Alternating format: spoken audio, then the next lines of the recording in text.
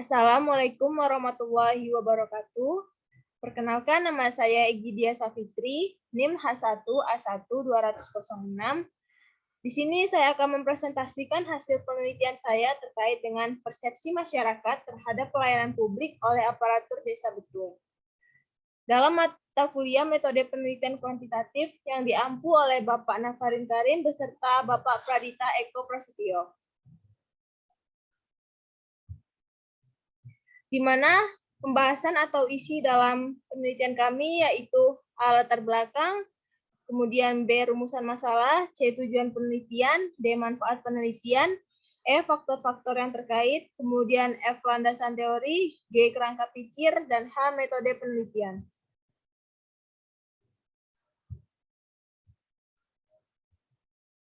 A. Latar belakang. Pasca diberlakukannya Undang-Undang tentang Otonomi Desa yaitu Undang-Undang Nomor 6 Tahun 2004, maka secara hukum desa memiliki hak pengaturan atas segala urusan pemerintahan dan sumber daya di desa tersebut dan menjadikan desa tidak lagi bertanggung jawab kepada kecamatan, melainkan kepada pemerintahan kabupaten dan kecamatan yang sifatnya hanya mengkoordinasikan. Implikasinya, sebagai desa yang mandiri dengan segala bentuk pelayanan publik, dari berbagai macam aspek harus memenuhi prinsip-prinsip pelayanan publik yang telah diatur dalam undang-undang yaitu Permenpan nomor 33 tahun 2003 mengenai standar pelayanan publik pada tingkat desa atau kelurahan. Jika dilihat dari sistem pemerintahan desa di Desa Betung, Kecamatan Kumpai, Kabupaten Muaro Jambi, telah menerapkan prinsip otonomi desa. Sebagaimana dimaksud, pemerintah desa di Kabupaten Muaro Jambi adalah kepala desa sebagai pemerintah desa, beserta perangkat aparat desa yang terdiri dari sekretaris desa dan pelaksana kewilayahan yang terdiri dari rukun tetangga dan rukun warga. Dalam penyelenggaraannya, urusan pemerintahan dan pelayanan pada sektor publik dilaksanakan secara mandiri dan berkesinambungan, yang ada pada umumnya tidak terlepas dari adanya fungsi desa, diantaranya untuk memajukan perekonomian masyarakat desa, mendorong adanya fungsi desa, prakarsa, gerakan, dan partisipasi masyarakat, meningkatkan ketahanan sosial budaya masyarakat, serta sebagai pemberi layanan pada sektor atau bidang yang menyangkut kepentingan publik. Dalam pelaksanaannya, sering sekali ditemukan permasalahan dalam proses pelayanan tersebut, seperti prosedur layanan yang terlalu ribet dan bertele-tele yang membutuhkan waktu lama dalam penyelesaiannya, dan kepastian waktu dan juga terjadi pada pegawainya yang terlambat masuk, kemudian tidak fokus dalam pekerjaannya.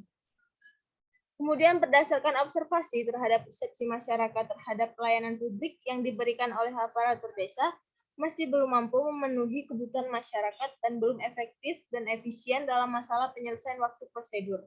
Jika dilihat dari keseluruhan permasalahan yang terjadi, maka pelayanan yang diberikan oleh aparatur desa selama ini terkait kesederhanaan layanan, kejelasan layanan, kepastian waktu, kemudian akses website, dan kedisiplinan pegawai yang seharusnya terpenuhi yang sesuai dengan Permenpan nomor 63 tahun 2003 masih rendah, serta belum efektif dan efisien untuk aparatur desa Betung itu sendiri. B. Rumusan masalah. Berdasarkan latar belakang tersebut, maka masalah dan penelitian ini yaitu terkait dengan pelayanan yang diberikan oleh aparatur desa masih terbilang belum cukup memadai, ditandai dengan ditemukan beberapa keluhan dan pernyataan dari masyarakat, baik faktor kurangnya kesederhanaan prosedur layanan yang diberikan oleh aparatur desa, kurangnya kepastian waktu layanan publik, kemudian penyelesaian administrasi pada masyarakat yang diberikan aparatur desa, kurangnya kemudahan akses informasi dan website desa sebagai pusat informasi layanan publik yang diberikan oleh aparatur desa, serta kurangnya kedisiplinan petugas yang memberikan layanan publik kepada masyarakat. Dari permasalahan yang ditemukan, maka sangat menarik untuk diteliti terkait permasalahan yang ditemukan.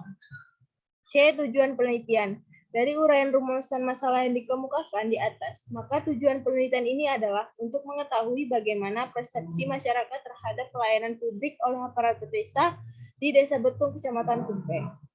D. Manfaat penelitian. Yang pertama, manfaat teoritis. Secara teoritis, penelitian ini bermanfaat untuk mengembangkan ilmu dan pengetahuan, menambah pengalaman serta wawasan dan sebagai bahan dalam penelitian, terkhusus mengenai pelayanan publik di Desa Betung. Kedua, manfaat praktis.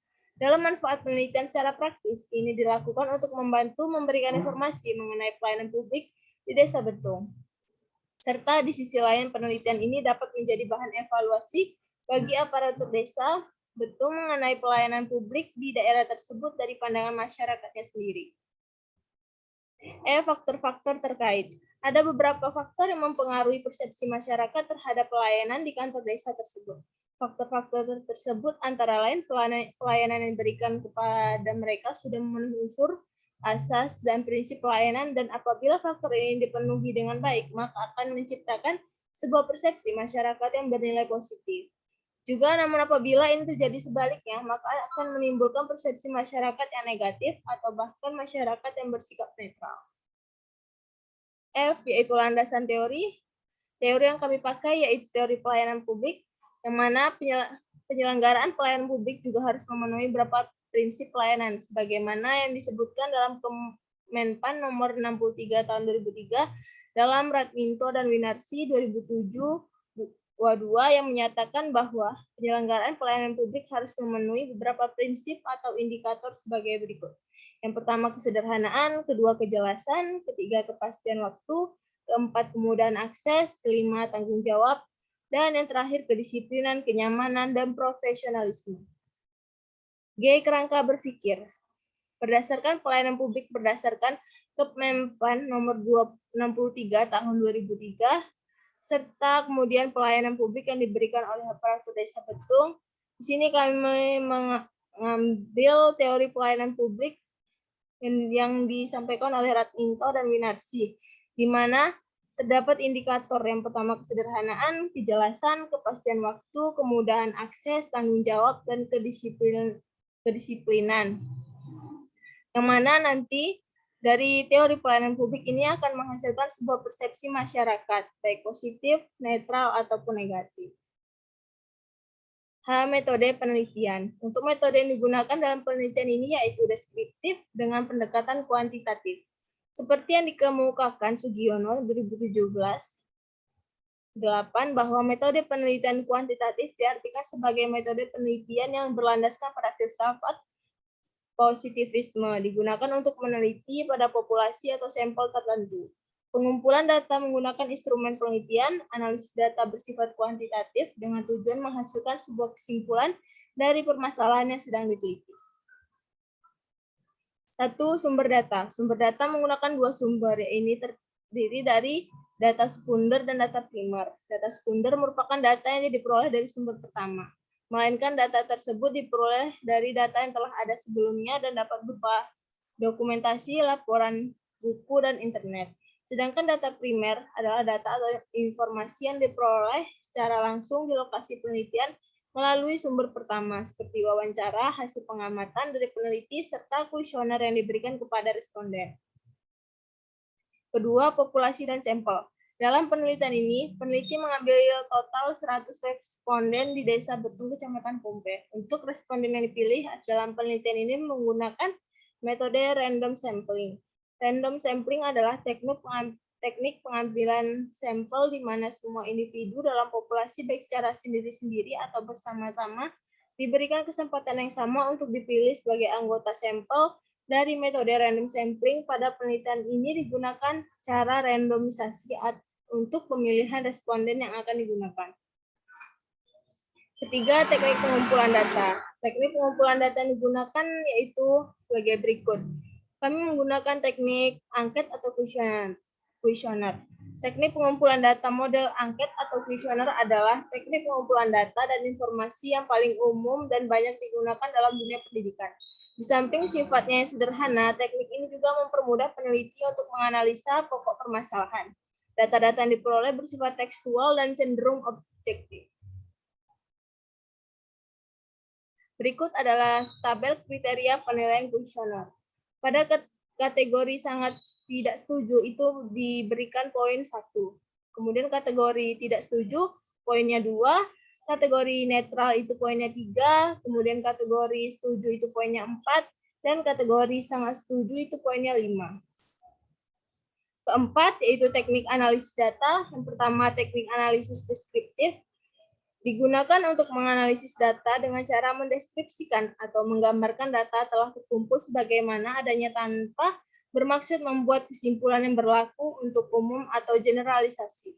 Dengan statistik deskriptif, data yang terkumpul dibentuk tabulasi dan dianalisis sehingga dapat menggambarkan kondisi di lapangan saat itu. Dan kedua, teknik analisis data angket.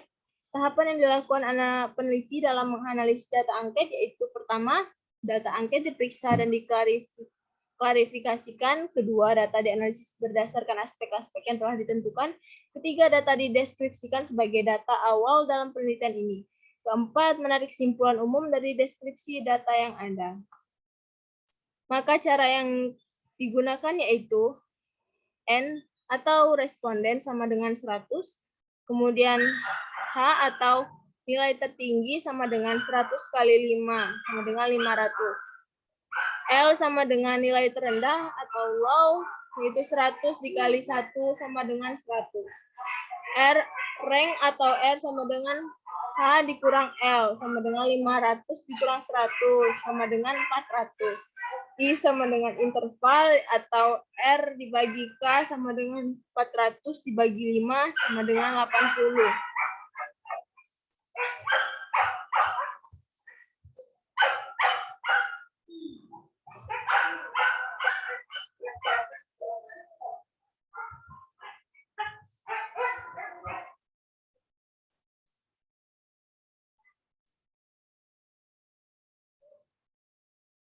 Maka berdasarkan perhitungan tersebut diperoleh kriteria penilaian rata-rata sebagai berikut.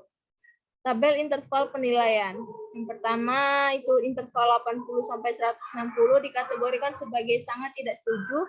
Kemudian interval 161 sampai 240 dikategorikan sebagai tidak setuju. Kemudian interval 241 sampai 320 dikategorikan sebagai kategori netral. Kemudian interval 321 sampai 400 dikategorikan sebagai setuju. Kemudian interval 401 sampai 480 dikategorikan sebagai sangat setuju. Berikut adalah hasil presentasi pada penyebaran kuesioner. Yang pertama, indikator kesederhanaan. Pada pernyataan pertama, itu diperoleh hasil sangat tidak setuju sebesar 13%, kemudian tidak setuju 55%, kemudian netral itu 25%, setuju itu 7%, dan sangat setuju itu 0%. Dan nilai tertinggi yaitu 55% dan nilai terendah itu 0%. Maka totalnya 226 dan dikategorikan sebagai interval tidak setuju. Yang kemudian kedua, indikator kejelasan. Pada pernyataan pertama diperoleh skor pada sangat tidak setuju itu 23%, tidak setuju 51%, netral 23%, setuju 3%, dan sangat setuju itu 0%. Maka nilai tertinggi yaitu 51% dan nilai terendah itu 0%. Maka totalnya 206 dan berada di kategori interval tidak setuju. Kemudian pernyataan kedua, sangat tidak setuju itu 23%, tidak setuju 41%, netral itu 28%, dan setuju itu 7%, sangat setuju itu 0%.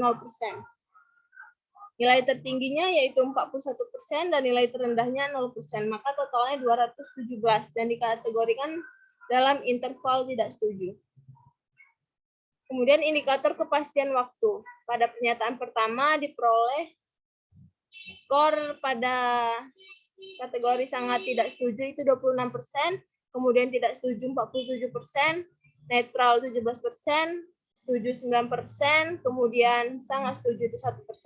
Maka nilai tertingginya 47% dan nilai terendah itu 1%. Maka totalnya 212 yang dikategorikan ke dalam interval tidak setuju. Kemudian pada pernyataan kedua itu diperoleh sangat tidak setujunya 15%, tidak setuju 52%, netral 26%, setuju 4%, dan sangat setuju 3%. Maka nilai tertingginya yaitu 52% dan nilai terendahnya 3%. Maka totalnya 228 dan dikategorikan dalam interval tidak setuju. Kemudian pada indikator keempat, indikator kemudahan akses. Pernyataan pertama diperoleh sangat tidak setujunya 21%, tidak setujunya 42%, netral 24%, kemudian setuju 11%, dan sangat setuju itu 2%. Maka nilai tertingginya 42% dan nilai terendahnya 22%.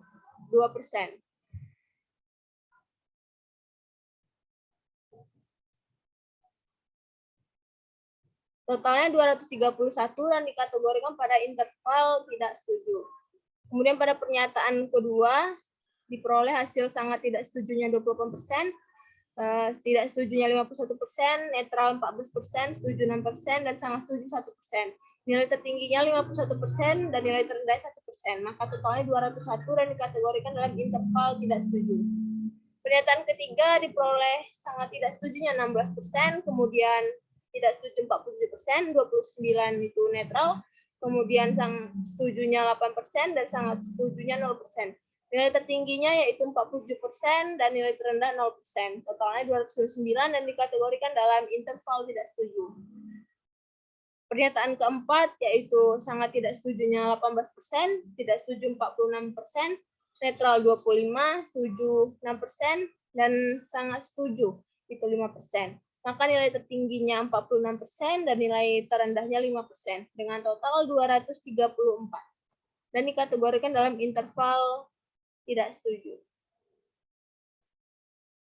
Kemudian pada indikator tanggung jawab, pernyataan pertama diperoleh sangat tidak setujunya 26%, tidak setuju 47%, netral 17%, kemudian setuju 9%, dan sangat setuju 1%. Maka nilai tertingginya 47% dan nilai terendahnya 1%, dengan total 212. Maka termasuk ke dalam kategori interval tidak setuju.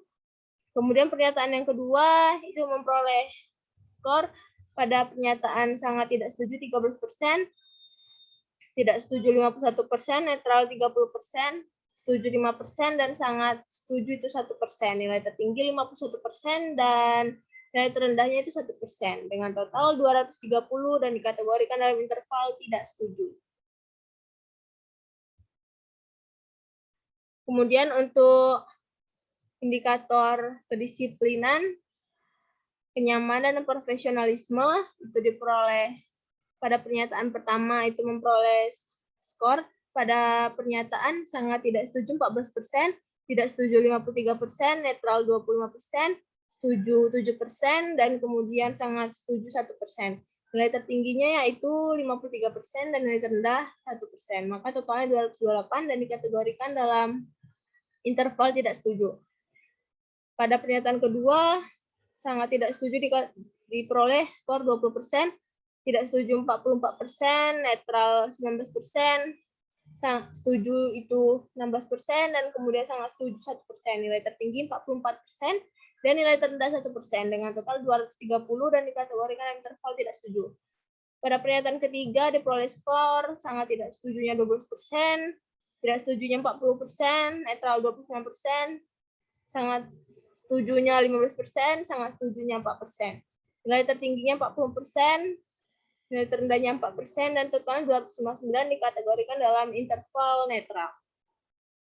Pada pernyataan 4, sangat tidak setujunya 14%, tidak setuju 45%, netral 36%, setujunya 5%, dan sangat tidak setujunya 0%. Maka nilai tertingginya 45% dan nilai terendahnya 0%. Maka jumlahnya 232. Sehingga termasuk ke dalam interval tidak setuju. Kesimpulan, hasil kuesioner. Kesimpulan secara keseluruhan, hasil penyebaran kuesioner oleh peneliti, maka kami menyimpulkan pada pelayanan aparatur desa Betung dinilai oleh masyarakat masih belum maksimal. Ini ditandai dengan banyaknya responden yang tidak setuju terhadap pernyataan positif yang kami ajukan. Sekian dan terima kasih. Semoga bermanfaat. Wassalamualaikum warahmatullahi wabarakatuh.